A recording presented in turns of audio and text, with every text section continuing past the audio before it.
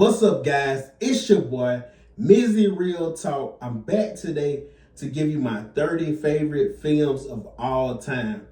I've the past couple of weeks I've been wanting to do this. I've been I've made a list of a bunch of movies that I was like this one. Some of my top ones I had, and one thing I want to just say, this is my favorite films, my 30 favorite to today.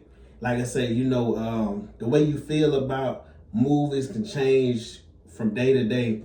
So like I say, it's a lot of movies, especially towards the latter half. It's a lot of movies that I love that could have been in here. One of my honorable mentions, and I think I didn't put this film in this list just because I like to give a movie time to breathe. And yes, some stuff is instant classics, but the movie Weapons, that was a movie I love, and like I'm obsessed with that movie. I'm obsessed with that movie.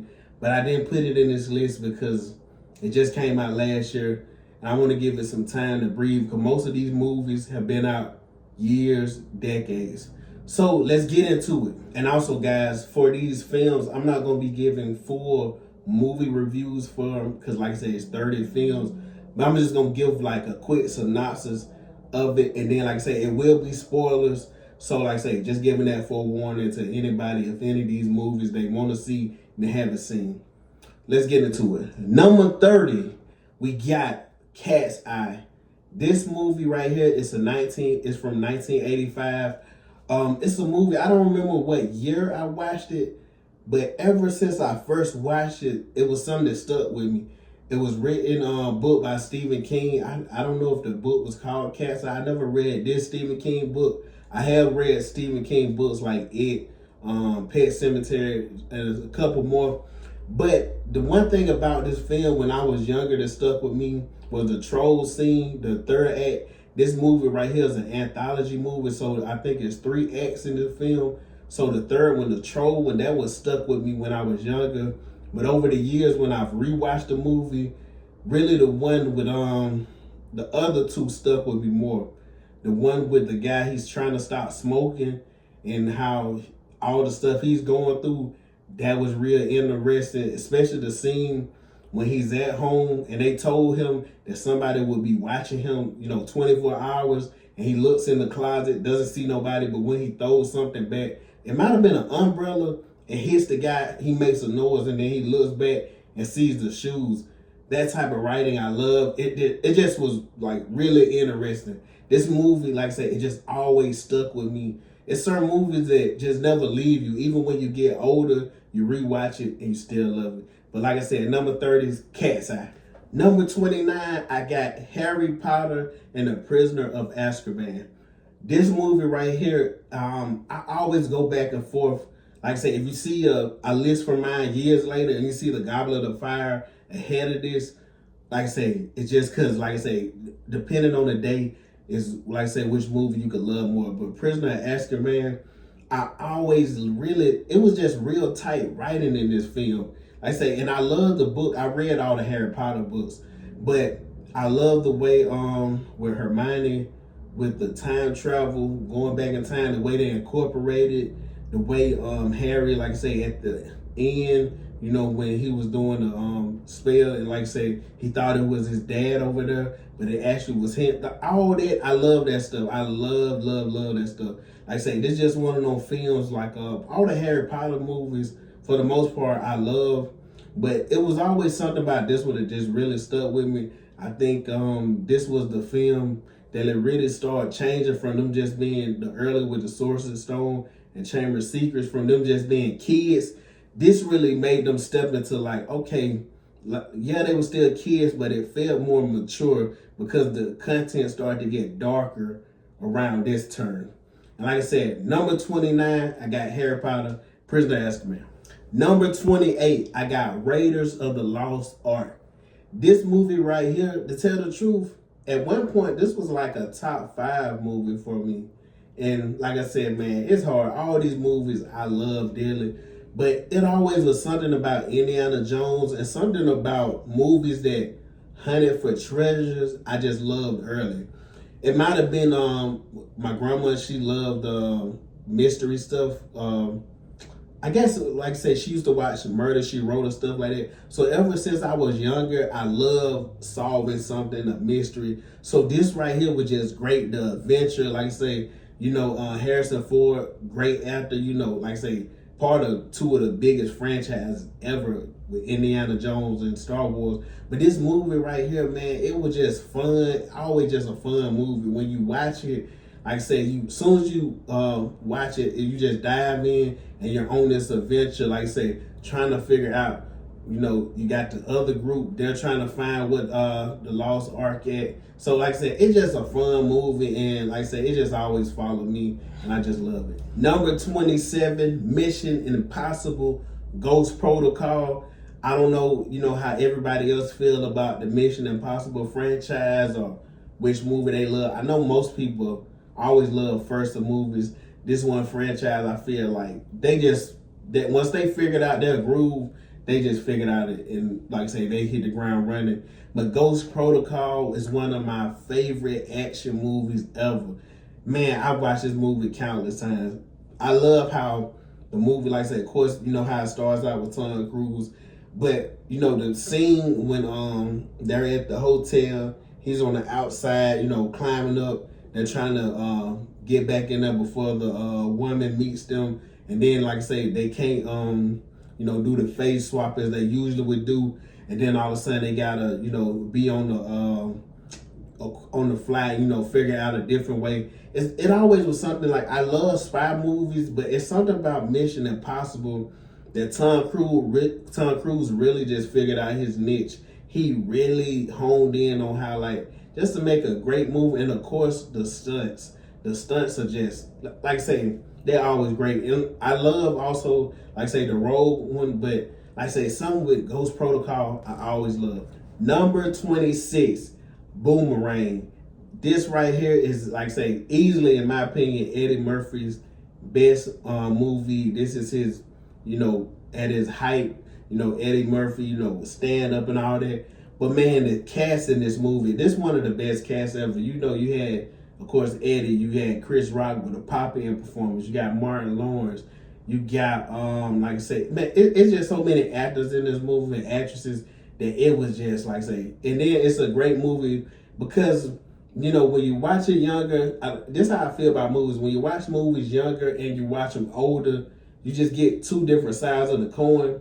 And then, like I said, I just love the way, Eddie Murphy's the player, he feeling himself, he him, and then all of a sudden he gets flipped on his head when he gets, with a woman, and now all of a sudden she's like, oh, I hit you back whenever, and he's in love. Then you see when he gets with Halle Berry, and then, like I say, what all entails with that. Like I said, man, it's always, to me, Boomerang is a staple of itself. I don't hear it getting talked about enough, but in my opinion, it's one of my favorite movies ever. Number 25, and I struggle where to put this film, Spider-Man 2. Man, this right here, like, for many people, this is the best superhero movie ever.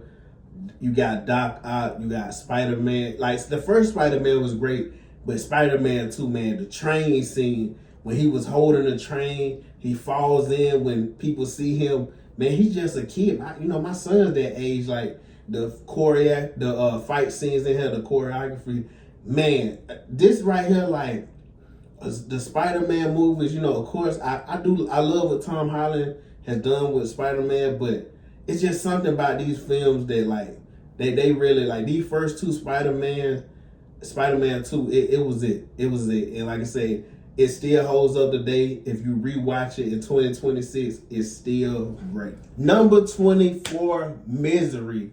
Man, this movie right here, like I said, this movie, it could have easily been in my top 10. This movie is awesome.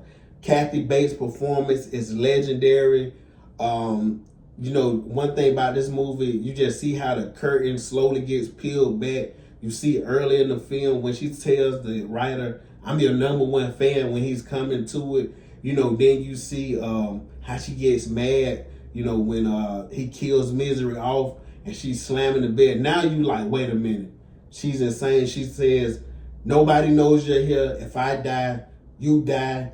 It like I say, Kathy Bates hats off to her. One of the best performances ever. And to a lot of people watching this, y'all may see like, man, it's a lot of older films in here. It's something about older films that we can say they paid attention to the small details, the writing and everything. They didn't just worry about pushing an agenda in the movie. They worried about doing a great movie.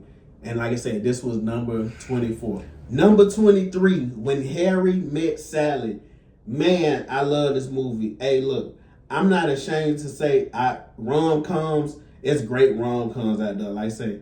And I battle between this one, like I say, probably a top 50 list. I probably would have had Sleepers in Seattle on there because I love that one as well. But When Harry Met Sally, it's something about the way when they first meet to you, it's real life to me. It's so realistic because most relationship movies you see, it's this fairy tale thing, but you see the first time they meet, they're not clicking, they don't like each other. Then time over time they meet, like I say, they become friends, then they get in a relationship. Well, first of all, they sleep together. Like I say, it's weird. And like I say, it's just a realistic movie to me. Great dialogue, some of the best, like I say, to me, some of the best rom-com dialogue in a movie. Like I say, and and then they just carried this movie, man. They carried this, like Billy Crystal. Like I say, man, what can I say? It's a classic. Y'all all know it's a classic. Number 22, Predator. What can we say? Arnold Schwarzenegger, the action legend himself. Predator is still to this day the best Predator in my opinion. Even though it's been some great ones, well, good ones of recent, but this still none hold a counter to this. When you drop Arnold in a jungle, Solo, once he had to go, figure out how to defeat the Predator, the scene when if it bleeds, like, man, one thing with Arnold knows how to perform like certain roles. It's just like when you watch this movie, I can't picture nobody else doing this movie. Like I said, Arnold was great. The Predator, the cool technology, especially for that time, how the thermodynamics, how he's you don't see the Predator at first. I always love in monster movies that they don't show the monster at first. They slowly show a little bit, then all of a sudden you see the crazy way it looks. And like I say, the Predator, I don't know who came up with the design, but y'all did y'all thing. Number 21, Training Day. Hey, Denzel Washington. Any movie he does, I just can't think of a bad Denzel movie. But this movie right here, this is him, as supposed to say, in his bag. When you watch the movie earlier, you start to see like one thing you see the swag on performance. The way Denzel talks, the way he moves, is like I say, all of it's great. But then you started watching, you like, wait, is he a bad guy or he just giving him shit for his first day at work? It was like I say, it was cool performance. You seen when Snoop popped up, that was cool. And then also just seeing the way Denzel is like, Denzel, women love Denzel. So seeing Denzel just as a villain role, like I said, you don't see that. You never seen him play that much. Most of the time, like I said, he would be more the smooth guy, and, the good guy. Like I say, not the person that at the end of the movie, especially at the end, getting killed. You just want to thought that you would have been like, oh, Alonzo has to live because he's a big presence. When he's on screen, Denzel is a big presence. Like I say, Training Day. Like I say, it's one of the best movies ever, easily. Number 20, Casino Royale. Man, Daniel Craig stepping into this role. James Bond, I love James Bond. To tell the truth, I could have had a lot of Bond films on here. I love Casino Royale. It was coming back into the new, 20th century. Like I say, it's so many James Bond films, but this was one of the ones coming back in kind of a James Bond still was him, but it was kind of different because in this one, they didn't have all the gadgets. And like I say, it didn't change how you felt about the movie. It was still great. Him playing poker, playing cards and stuff. Like I say, the action was great. Even you knew this movie was gonna be good just the way it started out. That first scene, that chase scene, that's up there with some of the best chase scenes ever. Like I say, the way he flipping here, diving it. Like it was like I say, Daniel Craig, he's up there for one of the best Bonds ever. I don't know if everybody give him his just due, but Daniel Craig, hats off to you. Number 19, Blade. Man, it's like I say, and I always tell people, look, movies that you watched when you was younger, they just hit you different. It's something about Wesley Snipes. I say early, before the MCU, what it became, I say, he had it on his back. I just can't even see nobody else playing Blade. The way, even the new guy that they was talking about, Wesley Snipes, he acts his ass off in this movie. He's cool, he's smooth. He like say, held it down for us dark skinned brothers. But I love the way the vampire lore in this movie, they give it to us like that. It's the movie is not that long, but they give us like enough information that we can follow along quick. It's not no long backstory. You see Blade, you like his mother had him, and he's a half vampire. He's the day walker. And boom, you're into the film. It's not no long drawn out thing. So like I say, man, this movie right here, I love Blade. And like I said, I'll rewatch this forever. Number 18, Toy Story. If anybody my age or younger, Toy Story is it. Watching this when I was younger, and like I say, I rewatched this so many times, but it always something about Andy, Buzz Lightyear, that whole dynamic. One thing about this movie that I love, it was like, especially at that time, kid movies, that translate that adults love, it's hard to find. But this movie did it perfectly. Having toys that it's like a thing that you all can relate to. Even though you're older, even if you was older at that time and you watched it, you had toys when you was a kid, so you could just relate to. Just think about what if your toys could talk. And like I say, all the adventures they were going through. Like I say, man, I just love this movie. Like I say, Toy Story. Even the ones came after were great as well. But like I said, it's just something about this first one that always hit home with me. Number 17, Zodiac. Like I said earlier, I love mysteries. Serial killer mysteries is my thing. Like I say, one of my favorite series ever is Criminal Minds. So Zodiac, like I say, the one thing I just love about this movie, and some people say it's a slow burn.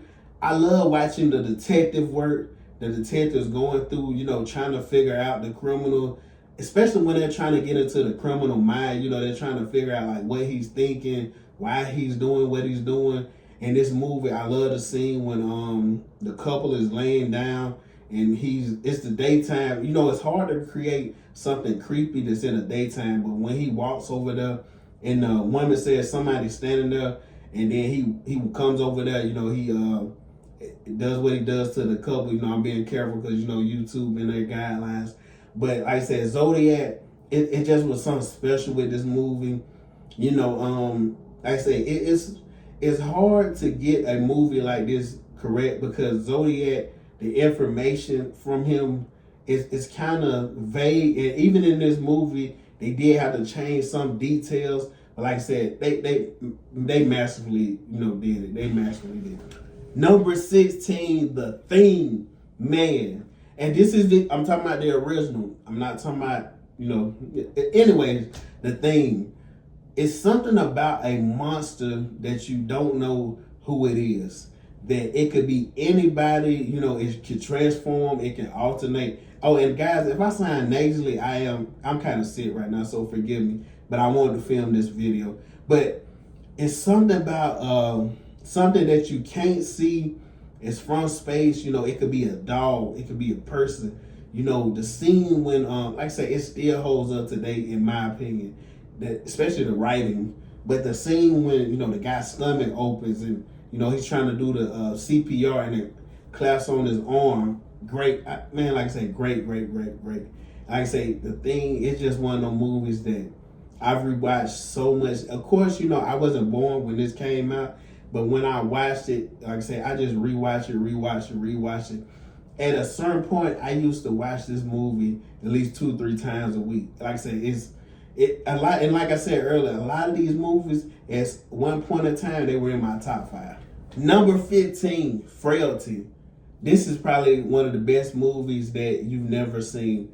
I know this movie is not really popular, but like I said, Frailty, Matthew McConaughey. One thing about Matthew McConaughey, I don't know what people rank him acting wise, but he's like a top 10 actor to me. This guy, he puts on a clinic in anything he's in, and this movie is up there. You know, it's a movie, like I said, I love mysteries, detective stuff. When he goes to the police station and he's trying to figure out, he's there, matter of fact, first, and then officer come there. He talks about his brother being this killer, and then he goes into the backstory about how his dad could see demons and all that. And like I say, matter of fact, I'm not even gonna give too much, because if somebody hasn't seen this movie, man, please go see this movie. You won't be disappointed. Number 14, Inconceivable, The Princess Bride.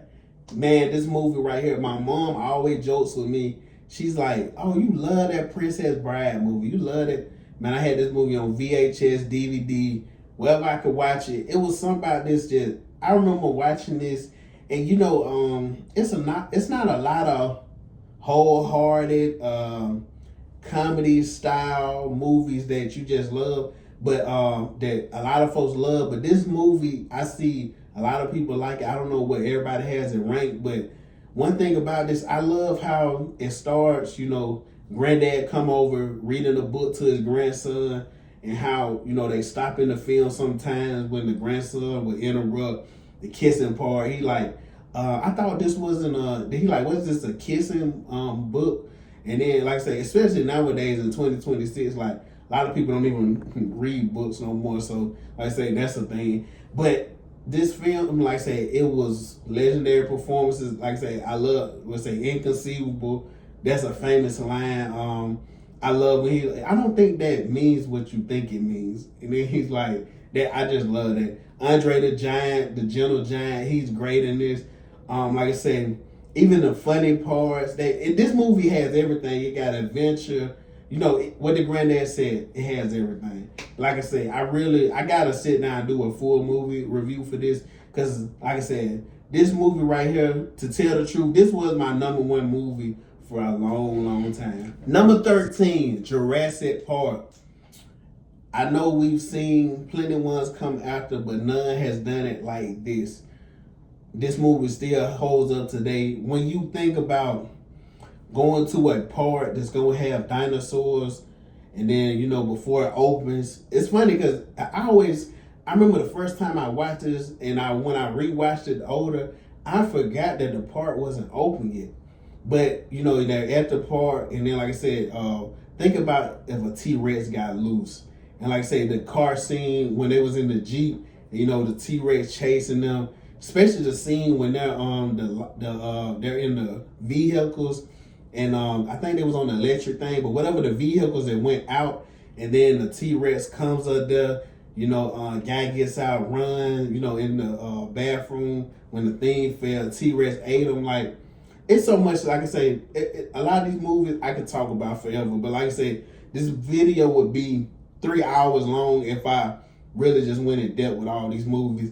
But Jurassic Park, I know it's a classic, and everybody out there knows it's a classic. And if you say it's not a classic, I can't take your opinion seriously.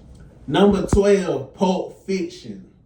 What can I say? Quentin Tarantino, the man himself, the myth, the legend. This film, I remember the first time I watched it. This is a movie when you watch, I loved it, but you kind of like, wait a minute, I gotta watch that again to grasp fully what was going on. You got Bruce Willis in this. You got Samuel Jackson. You got, to tell the truth, like I said, it's so many people in this movie, I could be named forever. But the one thing that I really loved about this movie, I love how Quentin Tarantino could tell a story. It's like, say if you had a puzzle and you threw all the pieces out and you pick them, put them together, and somehow he still masterfully moves it, and then at the end ties it around and ties it in a bow. Until, like I say, this is a great movie, and I'm still today wondering what was in that briefcase. Number 11, Skyfall. I didn't even realize I had two James Bond movies on here, and both Daniel Craig. But Skyfall, man, this movie, that train scene when he jumps off, Skyfall was great. Like I said, I just love Daniel Craig. Bond is not the, kind of jokey one. It's more serious. I just love the way he carries himself as James Bond. And then the villain on here, the villain was great. I love seeing James Bond go back in, and it's like they're talking about him being rusty. They like you could tell he was gone. They thought he was dead. He can't shoot holding a gun good. Like I say, I love especially the end scene. I don't know where that was shot at. Was it? And look, I don't know if they said it was Scotland or what, but the end scene when he went back to his home and that whole shootout, like, man, Daniel Craig, like I say, I probably would say I used to have Sean Connery, but to tell the truth, man, Daniel Craig, I got two James Bond films on here from him, so he would have to be the best James Bond. Now we getting into the top 10. Number 10, this is a newer film, Interstellar. You know what's funny? I just watched this movie probably 3 years ago. I didn't watch it when it released in 2014. I wish when they come back out, and I know they've done it before, when they come back out with you can watch this in the movie theater, I'm going. Because I got to see this on the big screen. Interstellar, like I said earlier with Matthew McConaughey, it's something about Matthew McConaughey. He's top notch. But this film, it starts out with you seeing like the earth, as far as food at a scarcity. They only have corn. They stumble onto something that it's like they stumble onto NASA, him and his daughter. And then, like I say, they see that they want him to fly. It was, drive a spaceship to a wormhole. And like I said, they want to go through there and then explore these other galaxies. Then you had a scene, especially when you hear the part when they like 7 years on this planet. Hour on this planet. Was it 1 hour on this planet is equal to 7 years on Earth? And he was like, that's relativity, folks. That was like, wait, what? You just knew something was gonna go wrong. They go there, and when they came back, the black guy, I don't know his name, the actor, but when they come back, he looks older. His hair was gray, and then just the way he looks, it was like, and he was like, it was 23 years, if I'm correct. And then, like I said, when Matthew McConaughey watches the videos with his kids, man, hey, that's one of the movies like, yes, I cried. That was great. And then, like I said, once you get to the scene to realize, wait, Matthew McConaughey was the one behind the bookcase. When your mind is like, you're like, wait, hold on. Like I said, man, hey, Interstellar, top 10. Like I said, it's gonna take a lot to knock this movie out. Number 9, Forrest Gump. This is a movie that it's hard to even, if you met somebody and was like, what is Forrest Gump about? You would be like, what is it about? What is it about? It would be hard to describe, but it's a great movie. That's all you do know. But one thing about this, man, it's funny because this movie had, like I said, with Princess Bride, this movie has everything. It has some action. It has heartfelt moments. And the older I got, the more I watched it. I remember when I was younger, I hated Jenny, and I still dislike her, the way she treated Forrest. But when the older I got, and then I realized what was going on with her and her dad, I started feeling sad for her. And then I was like, man. And this another movie, man, look, you gonna be happy, and it's like all of a sudden they hit you with the tears. You have Forrest's mom passing. Then when Jenny comes back in his life, she passes. And when he's at the grave site and he's like talking to Jenny, and like I say, I ain't even gonna say it because it's gonna get me right here. Like I say, go watch it. If you've never seen Forrest Gump, what are you doing? Number 8, The Sixth Sense. Man, this movie, it's certain movies that if you can watch them again, this one of the ones you would pick. If you could go back and watch a movie, you could delete it out your memory and go back and watch it. This is one of them. This movie was great, especially like, you got a big actor like Bruce Willis and him getting shot. It's almost like they play on your mind. Like I say, M. Night, he great because when you see Bruce Willis get shot, you're automatically thinking like, well, he's going to live because it's Bruce Willis. So when you see him still in the movie, it doesn't put you to think like nothing strange. Because like I say, of course Bruce Willis wouldn't die that early. But then when he goes through the movie, the kid, this another movie when you watch it and when you see the ending, you like, hold on. I gotta rewatch this because your mind was blown. You're like, wait, he was dead all the time. I don't remember when I was younger when I realized Bruce Willis was dead. I'm glad this was a movie. I know a lot of people watch this now and, it's been spoiled for them, the I See Dead people. I remember when I seen this movie, I didn't see a trailer or nothing. I think I might have just been at home and, younger, in this movie somebody had on or something. But like I said, this movie, I just love this. The scene where he's goes and finds, when he goes to save the girl. Well, not save the girl, but when he goes and finds out her mom was poisoning her and he's watching, man, I just got chills. There's chill bumps watching that. And like I say, one of the best performances by a young actor. Best, like, he like I say, this was an all-time movie, all time. Number 7, Infinity War. And I know it's going to be some people. He has a comic book movie that high. Yes, I do. This movie, it was, like I said, Infinity War and Endgame, I really wanted to put them both together at this number, but I just went with Infinity War because I love Endgame, but this one right here, the way it starts and you realize how strong Thanos is, when he fights the Hulk and beats the Hulk and kills Loki, you like, wait a minute, this is a different MCU movie. This is not the one that's going to end friendly and stuff, like the way that it was an uphill battle. They're trying to fight Thanos and it's just like, this is a villain we've never seen. And then a combination to building up to Thanos, from ever since Iron Man 1. That what made it so cool in the MCU. Ever since this movie, Endgame ended, they've been trying to find their footing and get back to this glory days because this was it. This was it, guys. When you talk about a blockbuster movie, there's certain movies that you say blockbuster, this is it. Number 6, Home Alone. This right here is a heartfelt movie to me. I always love this movie because my grandma, she's been passed, rest in peace, love her. She loved Home Alone. We used to watch this together all the time. And man, it's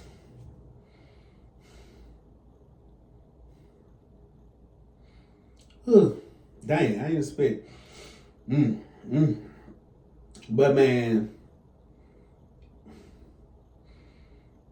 guys, I wouldn't even try to do that. It just, my grandma, I love my grandma.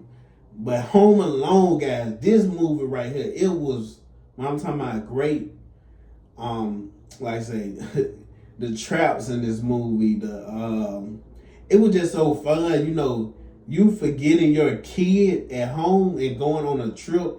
It's like, wait a minute, how did you forget your kid? And I know the daughter was counting them and she missed, the other little boy was over there, turned around. I'm not letting my kids count anything. Me as the parent is doing that. But like I say, man, I love this film. This one, me and my grandma, it always will be there for me. And yes, I know Home Alone 2 is the best for some people, but and I love that one as well. Like I said, Home Alone 1 and 2, they both are great. But like I said, I love Home Alone 1. Number 5, The Shining. Man, Jack. This right here, like, I always give credit to actors when you're performing in a movie that doesn't have a whole lot of people in it to lean on other great actors. You got you, your wife, and your son primarily for the movie. And then, like I say, so him, just over time going more and more insane. You see it slowly And then, like I say, almost like when I talk about Misery, you see it slowly. And then, like I say, I always, especially got goosebumps when remember early in the movie when his son and the older black guy that had, he could, he was like, his grandma called it shining. When he's speaking to him in his mind, at first you're like, wait, is this guy bad, or like what's going on? And also, like I said, I hate that he got killed. That's the only thing I hated this movie, because he came there. I wanted him to come there and save him, and then like, it'd be that happy ending. But like I say, when he got there, he gets X soon as he gets there. I'm still mad about it. I'm still mad. But like I say, I love this movie. I love it. Number 4, all I gotta say is Tommy Lee Jones, Javier Bardem, Josh Brolin. Like I said, with those 3 actors, you really don't even need nobody else in the film. But this movie right here, ever since the first year I've watched it, I've rewatched it every year. One thing about this film, Javier Bardem, the ultimate villain. It's something about a movie that ends. I know some people, when the movie ends, I'm like, wait a minute, it ended like that? They wanted the good guy to win. I love the movie because in life, that's not realistic. Sometimes the bad guy wins, and it is what it is. I love how Javier Bardem he's just insane. There's no rhyme or reason why he thinks the way he thinks. The scene when he's at the gas station and he flips the coin with the guy, tell him to call out heads or tails, he picks, and practically was just playing heads or tails with the guy life. The scene when Tommy Lee Jones speaks in this film, he has one of those voices that just gravelly, and it just fits this scenery and this atmosphere is so perfect. But I love when he's like talking about he goes to the man talking about your wife tell me you're retiring, and then he talking about how he feels and stuff. He like, what you got is coming for everybody. He's like, this vanity. Like that. Oh man, the dialogue in this movie. Shout out to the Coen brothers. This movie, this will stand the test of time. Anybody who hasn't seen No Country for Old Men, you need to watch it. It's one of those movies. If you before you pass, you gotta watch it. Before, I'm telling you, this right here, I can rewatch this every day. Number 3, 7. This movie right here, Samuel Jackson, Brad Pitt, David Fincher. Man, when you talk about serial killer film, this right here, this is like at peaks, like this is at the top. This movie, like say, the way Samuel Jackson, he's retiring 7 days, especially the atmosphere of this movie. It's raining every day, it's dark, gloomy. Like I say, Brad Pitt, younger detective, he's gung-ho, he's ready to, he just, ready to get on the job. Morgan Freeman, older guy, slower, more meticulous. He's pays attention to every little detail. Even when the time, I love the scene when it shows Brad Pitt getting the practically like the shorts to the Canterbury Tales, the Cliff Notes. It shows him, Morgan Freeman like, oh, you read them? He's like, oh yeah, but he just read the Cliff Notes. Morgan Freeman, he's detail oriented. The scene, and then like I said, Kevin Spacey. I know Kevin Spacey, how people feel about him now, but Kevin Spacey, great actor. And like I say, from the beginning to the end of time, we will always hit a line in your head, what's in the box. Number 2, and this was tough. But I just had to eventually say it. The Dark Knight. This movie, this is one of the best movies ever, in my opinion. Not one of the best superhero movies ever, just one of the best movies ever. And in my opinion, it's clearly the best superhero movie. Even though Infinity War and Endgame, I love them. This right here, man, The Dark Knight, like I said, Heath Ledger performance, man, that I would have loved. Like I say, man, rest in peace to Heath Ledger. If he was alive, if he could have been in The Dark Knight Rises, oh my God, like this is where they could have took the film. But rest in peace to the legend Heath Ledger. Man, that guy was great. That guy was great. But the Joker in him, the way his movements, the way when he enters the room, when all the guys down there, they're talking to the TV, the guy on the TV, and he comes in there talking about, kill the Batman and stuff, and they're like, wait, what? And then he's like, he has the grenades on him. But even when he walks in, the way he's laughing, like all of that stuff was great. And then Christian Bale, underrated actor, great. Like I say, and Christopher Nolan, anything he puts his hands on and directs, it's beautiful. The imagery. This was the first time that I can remember. Maybe like I said, I missed it. Batman, he went and got the guy in Hong Kong, I think it was. And then, like I say, the scene when he grabs him and the plane comes, grabs him out the building. Man, like I said, this movie, I could go on forever. This movie was it and still is. Like I say, The Dark Knight. Like I say, anybody who, if you haven't, like I say, this for the people who like, I don't like superhero movies, watch this one and let me know how you feel. My number one favorite movie, Silence of the Lambs. Man, this movie has been number one for me since, I don't know, man. It'll be hard for a movie to just replace this, because it's something about this film that I just, Clarice, oh my God, Hannibal Lecter, like the performances, like I say, in this film is just legendary.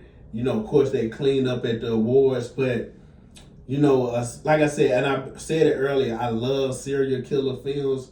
You have Hannibal Lecter, a serial killer already caught, helping to, try to find out who Buffalo Bill is. He knows who Buffalo Bill is, but he's giving Clarice little breadcrumbs to try to figure out, man, the scenes in here where they have the headshots is like, Hannibal is just his face. He's just staring, not blinking. Immediately you get like creepy vibe. It's when Clarice comes in and she walks past all the other inmates and she gets to Hannibal cell, and it's just clear. As soon as he just standing there. Immediately, soon as he's on scene and he's on the film, you're captured, you're in awe. And like I said, Clarice, it just, I don't know any other film, especially serial killer / horror, if you want to categorize this, because it does have horror elements, but this movie, guys, it just, man, the dialogue perfect. There's nothing in this movie out of place. Everything is perfect, and I just love it. So, guys, that's my 30 favorite films of all time. I appreciate you for coming along. Drop in the comments and let me know what films that you feel like you don't got to write all your 30 unless you just want to. But let me know what's your favorite movie of all time. I love the community. And like I say, subscribe and like. And like I say, I'll catch you next time.